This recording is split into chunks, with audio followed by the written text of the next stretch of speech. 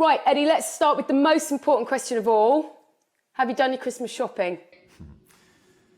I have to be absolutely honest, I have not even given it a second's thought. So I think at this time of year, you know that Christmas sort of goes to the back of your mind. You've got so many games and the training and the schedule and media commitments. So everything's going into that at the moment. Yeah, last minute dash to the petrol station? Probably something like that, supermarket, see what I can find for everybody. But no, I think I'll leave that to other people to buy the presents this year. But I'm sure I'll be receiving a few, so it's not all bad. We are sort of living hour by hour, but as we sit here now, will you get Christmas Day? I mean, you're not playing to the 27th. Will you get to see the family?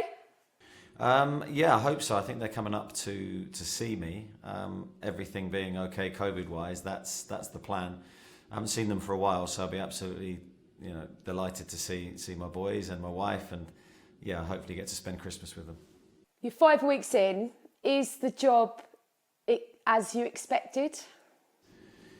Yes, I think I pretty much, when you imagine what the scenario is going to be and what you're going to face, I'd say it's pretty much on par with what I thought. I think there's aspects of the job that I think have been absolutely brilliant, and I've loved every second of the reaction of the supporters, the way they've committed to the team in difficult moments. That has just blown me away. The work on the training ground I've absolutely loved. I've enjoyed being with the players. I've found a really responsive group. But we have several areas to improve, and the trouble is at the moment we have very little time with the schedule of games that we have. So positives and negatives, but I've loved every second of being in Newcastle for sure. Does St James's Park rock as much as you imagined it to? Yeah, it does. I mean, of course I missed the first game due to COVID, and that was really, really disappointing for me, because I couldn't wait to sample the atmosphere. And then the Norwich game, we had a sending off after 10 minutes, and you couldn't believe sort of those two games really, what had happened. And then obviously we get the win on the third game at home, and that was just a brilliant experience to live through that. But even the away performances, there's been good bits in all of those games. We haven't put it together and got the result, but the support of the supporters at the final whistle and all of those games has just been something that I've tried to really remember, and I'm endeavouring now to work as hard as I can to try and pay them back for that support. It is a place that loves its football, and there really is no escaping. Are you getting bombarded as you pop to the shop and get a coffee in the morning? Is there anywhere you can go where you're not recognised? Well, do you know what? I'm not going for a coffee in the morning. So literally it's hotel, wake up, training ground, back to the hotel, sleep. So there's been no real variety. I think I've popped out for a meal a couple of times within the 5 weeks that I've been here, but it's minimal because, as I say, when I get back home, literally, or to the hotel, it's time for sleep. So, but that will change. I have driven around the area and tried to get to grips with locations and places, and I've been really, really impressed by the area in terms of the beauty of it and places to live. There's some fantastic places up here. I consider myself very lucky. You made the point, didn't you, after your game about integrity, and I understand that a lot of the Premier League managers and coaches are going to meet and discuss it. Is it about having a fire break, or what you do going forward? Is integrity the biggest concern for you within all this? I think health and safety is the first.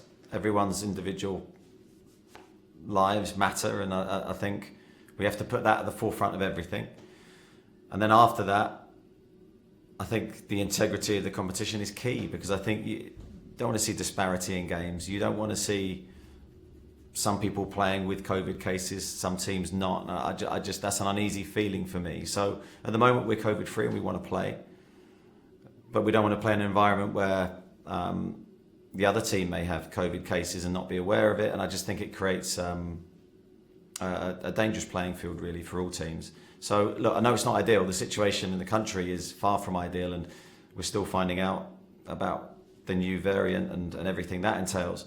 So I'm not saying there's an ideal answer for this, but I do think the integrity of the competition has to be at the forefront of everyone's minds. I guess the issue is if you stop all the games now, we don't know what's going to happen in January, do we? And if they stop, there's probably that fear of how long it might take to start.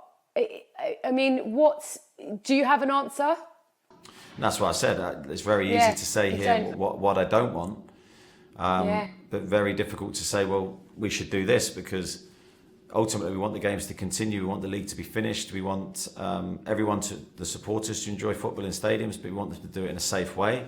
So I'm not saying it's an easy decision for the Premier League or anyone connected with the decision-making process, but health and safety at the forefront of everyone's minds and a fair competition. Talk to me about January. A lot of people externally speculating about just how much money you're going to have to spend. What's the reality, Eddie? What does a good window look like for you? Well, a good window for us, I think, looks like a stronger squad than when we started the transfer window. But for me, that doesn't give any guarantees of what we can and can't do. So we're endeavouring to make sure we're prepared as we can be. We're doing the work behind the scenes, which we need to do. I still think the squad we have is the biggest strength that we currently have in our fight against the relegation that will go all through the season. But if we can find a couple of solutions and make the team stronger, the squad stronger, then we'll certainly look to do that. Do you think it'll be tough to get people up there given the position you're in? I think wait and see on that one. Very difficult for me to give you an answer to that as we stand. I think there's a few challenges we face. Availability of players. Will they come with our current league position, which is a concern. January is notoriously very, very difficult. And I found that as a manager all through my time. So they're the challenges we're going to work under, but we're going to do our best to find a solution. So City, get something from that game. And it'll be a great Christmas, won't it, in the Howe household? Christmas is always defined by points, unfortunately, when you're associated with a football club. So hopefully... Most people it's presents and spending time with family, but in your world it's just points. It's all points. Points are the only thing that matters for me. Of course, I want my family to have a great Christmas, but the work never stops.